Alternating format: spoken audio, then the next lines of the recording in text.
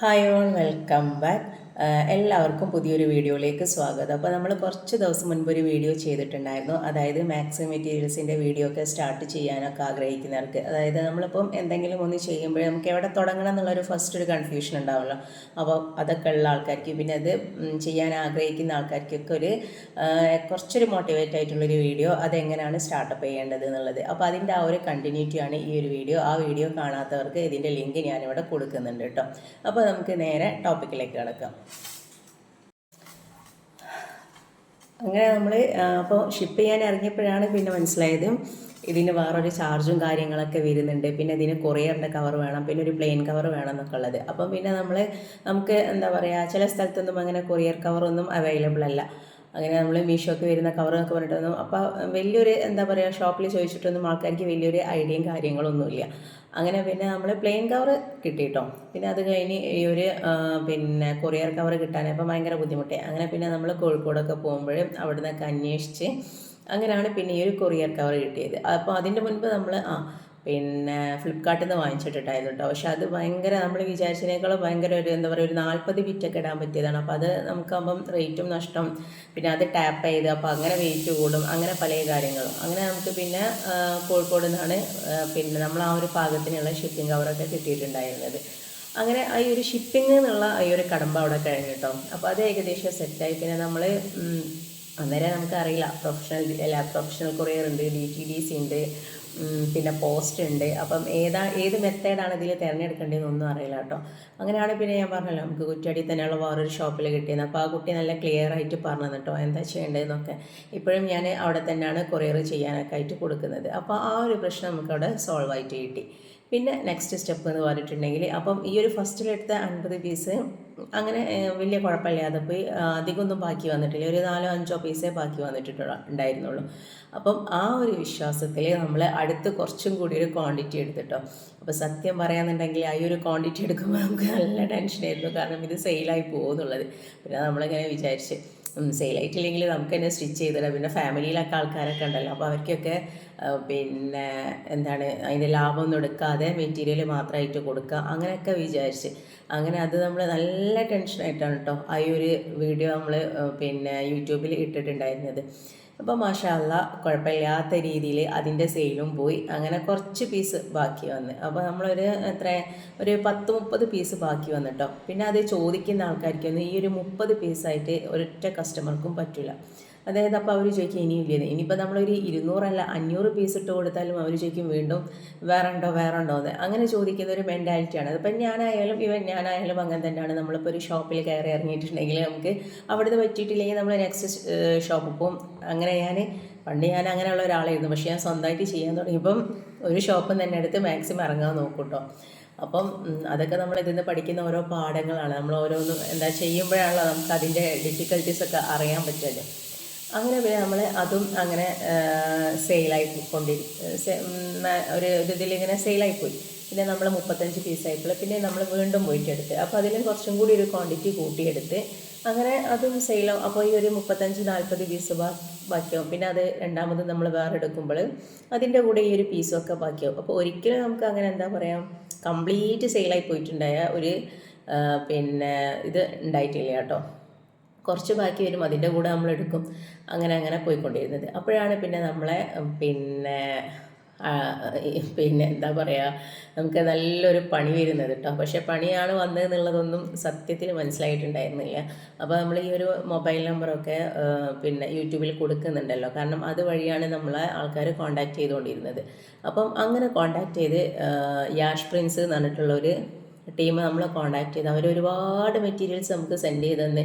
320-ൻ്റെതുണ്ട്, പിന്നെ 290-ൻ്റെതുണ്ട്, പിന്നെ അതുപോലെ തന്നെ പല നല്ല അടിപൊളി മെറ്റീരിയൽസ് കിട്ടും. അപ്പോൾ നമുക്ക് ഇതിങ്ങനെ മെറ്റീരിയൽസ് ഫോട്ടോ ഇട്ട് വരുമ്പോൾ നമുക്കൊക്കെ നല്ല സൂപ്പറാണ്, വെരി സൂപ്പറാണ്.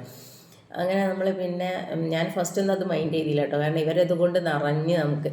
പിന്നെ ഞാൻ കുറച്ച് കഴിഞ്ഞേരം കാര്യങ്ങളൊക്കെ അവരോട് ചോദിച്ചു. ഹിന്ദിയിലാണ് അവർ കമ്മ്യൂണിക്കേഷൻ. അപ്പോൾ പിന്നെ അന്നേരം എനിക്ക് ഹിന്ദി വലിയ ഐഡിയ ഇല്ല കേട്ടോ. അപ്പോൾ ഹസ്ബൻഡിനെ കൊണ്ടാണ് എല്ലാം ഇതാക്കിച്ചത്. അപ്പോൾ അവർ കുറേ കാര്യങ്ങളൊക്കെ പറഞ്ഞു. കാരണം ബിറ്റ് അവർ എന്താ പറയുക, 100-ന് 2.90 100 തരാം, പിന്നെ 3.20 110 തരാം എന്നൊക്കെ പറഞ്ഞ്, പിന്നെ ഡോർ ടു ഡെലിവറിയാണ്, ഒരാഴ്ച കൊണ്ട് എത്തും, പക്ഷേ ഫസ്റ്റ് നമ്മൾ എമൗണ്ട് ഗൂഗിൾ പേ ചെയ്യണമെന്ന് പറഞ്ഞു. അപ്പോൾ പിന്നെ ഞാനത് അവിടെ നിന്ന് ആലോചിച്ച് ഞാൻ ചെയ്യാം. കാരണം നമുക്ക് പക്ഷെ അങ്ങനെ ഈ സൈബർ തട്ടിപ്പ് എന്നൊക്കെ കേട്ടിട്ടുണ്ട്, പക്ഷെ എന്നാലും വല്ലാതെ മൈൻഡിൽ പോയില്ല. അതങ്ങനെയാണ് നമുക്ക് എന്തെങ്കിലും ഒരു പണി കിട്ടാണ്ടെങ്കിൽ നമുക്ക് പിന്നെ എന്താ പറയുക, നമുക്ക് അതിന് വലിയൊരു ബോധേഡായിരിക്കില്ല. നമ്മൾ ഇത് പണിയാണെന്നുള്ളത് നമുക്ക് മനസ്സിലാവില്ല, അങ്ങനത്തെ ഒരു പ്രശ്നമുണ്ട്. അങ്ങനെ പിന്നെ ഇവർ ഒരാഴ്ച 2 ആഴ്ച ഇങ്ങനെ കോൺടാക്ട് ചെയ്യണം. അപ്പോഴാണ് എൻ്റെ അനിയൻ്റെ വൈഫും പ്രസവിക്കുന്നത്. അപ്പോൾ ആ ഒരു ഡെലിവറി തിരക്കൊക്കെ കാരണം പിന്നെ ഞാനത് അവിടെ ഇട്ട്. പിന്നെ ഒരാഴ്ച കഴിഞ്ഞാൽ വീണ്ടും ഇവർ കോൺടാക്ട് ചെയ്യാൻ തുടങ്ങി. നല്ല മെറ്റീരിയലാണ് മാഡം എന്നൊക്കെ പറഞ്ഞിട്ട് ഭയങ്കര ഇതിൽ. അങ്ങനെ ഞാൻ പിന്നെ കുറച്ചെണ്ണം അതിൽ നിന്ന് സെലക്ട് ചെയ്തിട്ട് ഞാൻ അവരോട്, അപ്പോൾ ആ ഹസ്ബൻഡിനോട് ചോദിച്ചു. അപ്പോൾ പറഞ്ഞാൽ ഓക്കെ കൊടുത്തോ, കുഴപ്പമൊന്നുമില്ല എന്നാ തോന്നുന്നതെന്ന് പറഞ്ഞു. അങ്ങനെ 9,500 നമ്മൾ ഓർഡർ കൊടുത്തു കേട്ടോ. അപ്പോൾ അവർ GPay എമൗണ്ട് അല്ല GPay നമ്പറൊക്കെ അയച്ചെന്ന് ആ ഒരു നമ്പറിലേക്ക് സെൻഡ് ചെയ്ത് കൊടുത്ത്. അങ്ങനെ അവരോട് ചോദിച്ചു. അപ്പോൾ അവർ പറഞ്ഞ് ഒരാഴ്ച കൊണ്ട് എത്തും എന്ന് പറഞ്ഞു. അപ്പോൾ നമുക്ക് ഇത് സംഭവം വെച്ചാൽ, ഇപ്പോൾ ഞാൻ കൊറിയറൊക്കെ ചെയ്യാൻ പോലുണ്ട്. അപ്പം കൊറിയറിലൊക്കെ ഈ ഒരു ട്രാക്കിംഗ് ID എന്ന് പറഞ്ഞൊരു സംഭവമുണ്ട്. അതിപ്പോൾ ഞാൻ ഒരു കസ്റ്റമർക്ക് ഒരു ബില്ല് അയച്ചു കൊടുക്കുകയെന്നുണ്ടെങ്കിൽ ആ ഒരു ട്രാക്കിംഗ് ID ഉണ്ട്, ഇംഗ്ലീഷ് ലെറ്ററും നമ്പേഴ്സും കൂടി വരുന്നത്. അപ്പോൾ അത് നമുക്ക് ഗൂഗിളിൽ പോയിട്ട് സെർച്ച് ചെയ്ത് നോക്കിയാൽ നമുക്ക് മനസ്സിലാവാൻ പറ്റും നമ്മുടെ പ്രൊഡക്റ്റ് എവിടെ എത്തിയിട്ടുണ്ട് എന്നുള്ളത്. അപ്പം പക്ഷേ എനിക്കിതിനെപ്പറ്റി വലിയൊരു ഐഡിയ ഇല്ലായിരുന്നു. ഞാൻ കൊറിയർ ചെയ്യുന്നുണ്ടെങ്കിൽ കൂടിയിട്ടും വലിയൊരു ഐഡിയയും കാര്യങ്ങളൊന്നുമില്ല. അങ്ങനെ പിന്നെ അവരോട് പറഞ്ഞ്, അപ്പോൾ അവർ സെൻഡ് ചെയ്തതാണെന്ന് പറഞ്ഞ് സെൻഡ് ചെയ്ത് പിന്നെ അവരെ അയക്കുന്നതിൻ്റെ ഒരു ഇതൊക്കെ എനിക്ക് ഇട്ട് തന്നു. അങ്ങനെ പിന്നെ 2 ദിവസം ഞാൻ ചോദിച്ച് എത്തിയിട്ടില്ലല്ലോ എന്ന്. അപ്പോൾ 1 വീക്കാണ് അവർ പറഞ്ഞിട്ടുള്ളത്. അപ്പോൾ പറഞ്ഞ് ഡിലേ ആണ്, എത്തും എന്ന് പറഞ്ഞു. അങ്ങനെ പിന്നെ ഞാൻ എൻ്റെ കൊറിയർ ചെയ്യുന്ന ആളുമായിട്ട് കോൺടാക്ട് ചെയ്ത്. അപ്പോൾ അവളാണ് എന്നോട് പറഞ്ഞത് അത് ഇങ്ങനെ ട്രാക്കിംഗ് ID ഉണ്ട്, അത് ചോദിച്ചു നോക്കാൻ.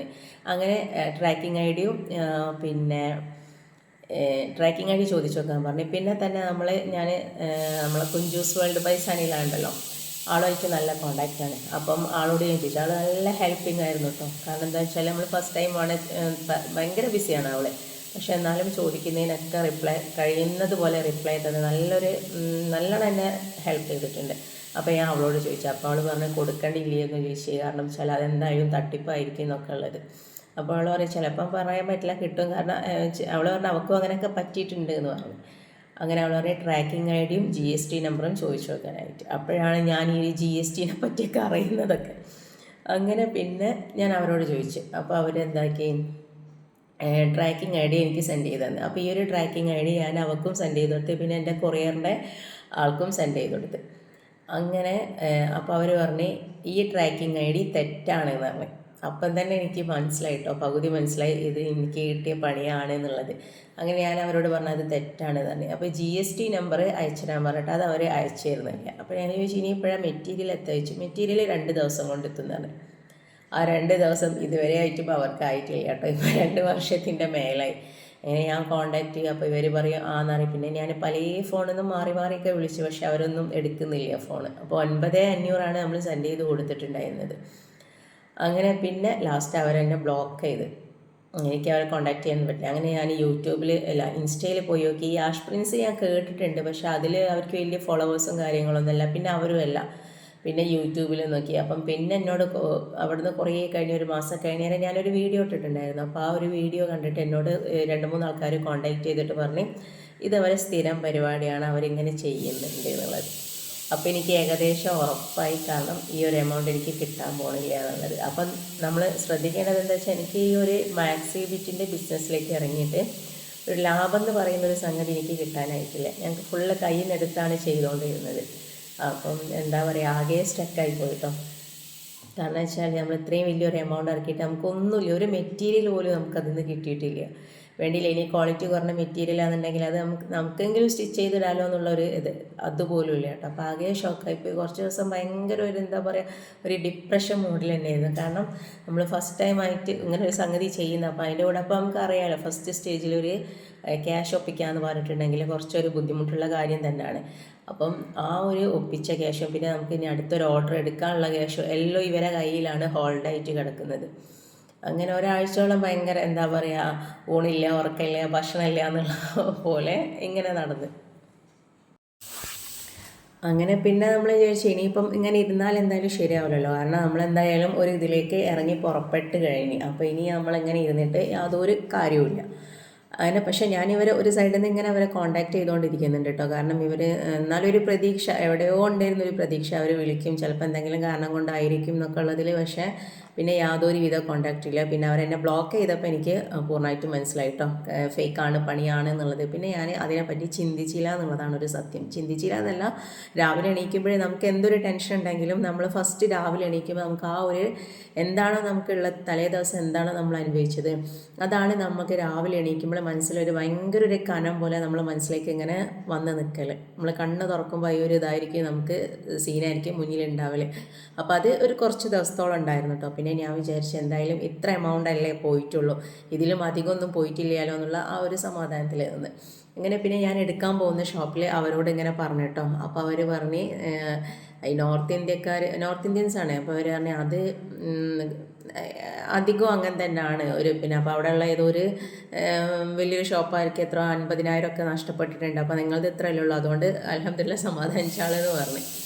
അപ്പോൾ പിന്നെ അത് കേട്ടപ്പോൾ ഒരു സമാധാനം. പിന്നെ അത് നമുക്ക് അങ്ങനെ ആണല്ലോ, കാരണം വെച്ചാൽ നമ്മളത് എന്താ പറയുക, നമ്മളെപ്പോലെ വേറൊരാളും കൂടി ഉണ്ടെങ്കിൽ നമുക്ക് കുറച്ചൊരു സമാധാനമാണ്. ഇപ്പോൾ ജസ്റ്റ് ഇപ്പോൾ ഒരു കറണ്ട് തന്നെ നമ്മൾ തൊട്ടടുത്ത വീട്ടിലില്ല എന്ന് പറഞ്ഞാൽ നമുക്ക് നമ്മുടെ കയ്യിൽ അവിടെ ഇല്ലെങ്കിൽ നമുക്കൊരു സമാധാനമാണ്, അത്ര തന്നെ. അപ്പോൾ ഞാൻ വിചാരിച്ചാൽ ഓക്കെ, ഇനിയിപ്പോൾ അതിനെപ്പറ്റി ചിന്തിച്ചിട്ട് കാര്യമില്ല എന്നുള്ളത്. അപ്പോൾ അവർ പറഞ്ഞു ഒരിക്കലും അങ്ങനെയുള്ള ഡീലേഴ്സിൻ്റെ അടുത്ത് കൊടുക്കാതിരിക്കുക, നമ്മൾ നല്ലോണം അറിയുന്നുള്ള ആൾക്കാരാണെന്നുണ്ടെങ്കിൽ അതുമായിട്ട് മുന്നോട്ട് പോകുക എന്നുള്ളത്. അതിനുശേഷം എനിക്ക് ഒരുപാട് ആൾക്കാർ പിന്നെ എന്നോട് എടുക്കുന്ന ആൾക്കാർ എന്നെ പറഞ്ഞു അവരെടുക്കുന്ന ഡീലേഴ്സിൻ്റെ നമ്പർ. ഞാൻ പറഞ്ഞു വേണ്ടാന്ന് പറഞ്ഞു, കാരണം എന്തായാലും ഇനിയിപ്പം ഒരു പ്രാവശ്യം ഇനി രണ്ടാമത്തെ പ്രാവശ്യം കൂടി പോകാമെന്ന് പറഞ്ഞാൽ അത് ഭയങ്കര എന്താ പറയുക ഭയാനകമായിരിക്കും അതിനെ സംബന്ധിച്ച് നോക്കാന്നുണ്ടെങ്കിൽ. അപ്പോൾ ഞാൻ പറഞ്ഞു വേണ്ട, അങ്ങനത്തെ പ്രശ്നങ്ങളൊന്നും അല്ല, ഞാൻ ഇങ്ങനെ തന്നെ എടുക്കുന്നതായിരിക്കും നല്ലതെന്ന് പറഞ്ഞു. അങ്ങനെ പിന്നെ നമ്മൾ ഓൺലൈനായിട്ട് എടുക്കുന്ന പരിപാടി അവിടെ സ്റ്റോപ്പ് ചെയ്തു. അപ്പം എല്ലാവരും എന്നോട് പറഞ്ഞേ, കാരണം വെച്ചാൽ ഇങ്ങനെ സൈബർ തട്ടിപ്പൊക്കെ ഇഷ്ടം പോലെ ഉണ്ടാവാറുണ്ട്. അപ്പോൾ എന്തായാലും നമുക്കൊരു കംപ്ലയിൻ്റ് ഒക്കെ കൊടുത്തു നോക്കാമെന്ന്. പക്ഷേ ഞാൻ അവിടുന്ന് ഷോപ്പിൽ നിന്നൊക്കെ ചോദിച്ചിട്ട് അപ്പോൾ അവർ പറഞ്ഞാൽ കൊടുത്തിട്ട് യാതൊരു പ്രയോജനവും ഇല്ല, ഞങ്ങൾക്കത് കിട്ടാനൊന്നും പോകുന്നില്ല. കാരണം വെച്ചാൽ ഇതുപോലെ ഇഷ്ടം പോലെ നടക്കുന്നതാണ്. ഒരിക്കലും അങ്ങനെ എന്താ പറയുക, ആർക്കും അങ്ങനെ ഒരു കിട്ടിയൊരു ചരിത്രമൊന്നും ഇല്ല എന്ന് പറഞ്ഞു. പിന്നെ ഞാൻ വിചാരിച്ചു ഇനിയിപ്പോൾ എന്തായാലും ഇതിൻ്റെ പിന്നാലെ നടക്കാൻ വയ്യ എന്നുള്ളത്. പിന്നെ അങ്ങനെ സമാധാനിച്ച്, ഒരു ബിസിനസ് ആകുമ്പോൾ നമ്മൾ എന്ത് സംഗതിയാണെന്നുണ്ടെങ്കിലും അതിൽ നഷ്ടങ്ങളും ലാഭങ്ങളും ഒക്കെ ഉണ്ട്. അപ്പോൾ അത് നമ്മളെന്തായാലും പിന്നെ റിക്കവർ ചെയ്ത് മുന്നോട്ട് പോയേ പറ്റുള്ളൂ. കാരണം അല്ലെങ്കിൽ നമുക്കൊരു നഷ്ടം പറ്റിയെന്ന് വിചാരിച്ച് നമ്മൾ ഇരുന്നിട്ടുണ്ടെങ്കിൽ അതവിടെ ഡ്രോപ്പായി പോകത്തേ ഉള്ളൂ. അപ്പോൾ ഞാൻ വിചാരിച്ച പോട്ടായിരുന്നു. പക്ഷേ ഇന്നും ഒരു പ്രതീക്ഷ ഉണ്ട് കേട്ടോ, എപ്പോഴെങ്കിലും ഞാൻ വിചാരിക്കും ചില നേരം പകുതി പൈസ എങ്കിലും കിട്ടിയാൽ മതിയെന്നും, ചില നേരം വിചാരിക്കും അതിൻ്റെ ഒരു കാൽ ഭാഗമെങ്കിലും അവർക്കൊന്ന് അയച്ചു തരാൻ തോന്നിയിട്ടുണ്ടെങ്കിലോ എന്നുള്ളത്. കാരണം അങ്ങനെയൊക്കെ നമ്മൾ ഒപ്പിച്ചൊരു ക്യാഷാണത് എന്തായാലും. അപ്പോൾ അവർ ഇതുപോലെ തന്നെ കുറേ ആൾക്കാരെ പറ്റിച്ചിട്ടുണ്ട്. അപ്പോൾ അങ്ങനെയുള്ള ഇനി പുതിയതായിട്ട് ചെയ്യാനൊക്കെ ആഗ്രഹിക്കുന്ന ആൾക്കാരുണ്ടെങ്കിൽ പെട്ടെന്ന് തന്നെ ഒരു ഡീലേഴ്സിൻ്റെ കയ്യിലൊന്നും പോയി പെടാതിരിക്കുക, പ്രത്യേകിച്ച് നോർത്ത് ഇന്ത്യൻസിൻ്റെ കയ്യിലൊന്നും പോയി പെടാതിരിക്കുക കേട്ടോ. അപ്പം നല്ലോണം ആലോചിച്ചതിന് ശേഷം മാത്രമേ, ഞാനും ഒരുപാട് ആലോചിച്ചതിന് ശേഷമാണ് അതിലേക്ക് ഇറങ്ങിയത്. പക്ഷേ ഇവരെന്നെ എന്താ പറയുക, നമ്മൾ ഈ ഒരു മെറ്റീരിയൽ കാണിച്ച് നമ്മളെ പിന്നെ വശത്താക്കാന്ന് പറയില്ലേ, അതേപോലെ ആയിപ്പോയിട്ട് നല്ല മെറ്റീരിയലും അപ്പോൾ റേറ്റും കുറവും കോട്ടണും. പിന്നെ ഞാൻ ചോദിച്ചപ്പോൾ എല്ലാ ക്വാളിറ്റീസും ആ ഒരു മെറ്റീരിയലും കാര്യങ്ങൾക്കൊക്കെ ഉണ്ട് എന്തായാലും. അങ്ങനെ ഞാൻ വീണ് പോയതാണ് അതിൽ. അപ്പോൾ അങ്ങനെയുള്ളതിലൊന്നും ആരും വീഴാതിരിക്കുക. ഏറ്റവും നല്ലത് നമ്മളിപ്പം ഈ ചാനൽ വഴിയൊക്കെ ചെയ്യുന്നുണ്ടാവുമല്ലോ, കാരണം ഇപ്പം എന്നെ പോലെയൊക്കെ ഉള്ള ആൾക്കാരുമായിട്ട് സെയിൽ ചെയ്യുന്നതായിരിക്കും നല്ലത്. കുറഞ്ഞ ക്വാണ്ടിറ്റി ഒക്കെ ഉള്ള ആൾക്കാരാണ് വേണ്ടതെന്നുള്ള ആൾക്കാരാണെന്നുണ്ടെങ്കിൽ പിന്നെ നോക്കുക നമ്മൾ ചാനലിൽ കൺസിസ്റ്റൻ്റ് ആയിട്ട് വീഡിയോ ഇടുന്നുണ്ടോ എന്ന് നോക്കാം കേട്ടോ. അല്ലാതെ ഒരു വർഷം കഴിഞ്ഞ് ഒരു വീഡിയോ ഇട്ട് പിന്നെ അവിടുന്ന് ഒരു കുറേ കഴിഞ്ഞിട്ട്, അപ്പോൾ അങ്ങനെയുള്ള ആൾക്കാരുമായിട്ട് ഡീലിങ്സ് നടത്താതിരിക്കുക. എപ്പോഴും കൺസിസ്റ്റൻ്റ് ആയിട്ട് നടന്നുകൊണ്ടിരിക്കുന്ന ഒരു ചാനലാണെന്നുണ്ടെങ്കിൽ എനിക്ക് ധൈര്യമായിട്ട് മുന്നോട്ട് പോകാൻ പറ്റും. അപ്പം എൻ്റെ അടുത്തുനിന്ന് ഞാൻ പറഞ്ഞല്ലോ ഫസ്റ്റ് വാങ്ങിയത് പാലക്കാട് മലപ്പുറം എന്നുള്ളത് എനിക്ക് ഓർമ്മയില്ല കേട്ടോ. അപ്പോൾ അവർക്ക് ഭയങ്കര പേടിയായിരുന്നു, കാരണം അവരെന്നോട് ചോദിച്ച്, ഞാൻ പറഞ്ഞത് നമ്മൾ ജീപ്പ് എമൗണ്ട് നമുക്ക് ചെയ്തതിന് ശേഷം മാത്രമേ നമ്മൾ സാധനം സെൻഡ് ചെയ്യത്തുള്ളൂ. അപ്പോൾ അത് കസ്റ്റമറോട് പറയുമ്പോൾ അവർക്ക് ഭയങ്കര പേടിയാണ്, കാരണം നമ്മൾ പറ്റിക്കുമോ എന്നുള്ളത്.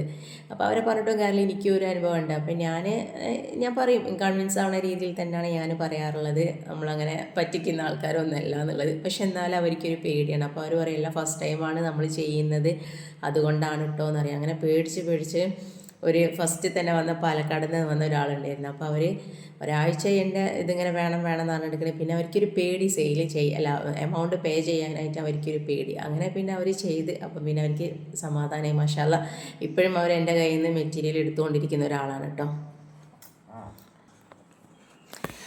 അപ്പം ഇതാണ് നമ്മളെ ഫസ്റ്റത്തെ തട്ടിപ്പ് എക്സ്പീരിയൻസ് എന്ന് പറഞ്ഞിട്ടുണ്ടെങ്കിൽ കേട്ടോ.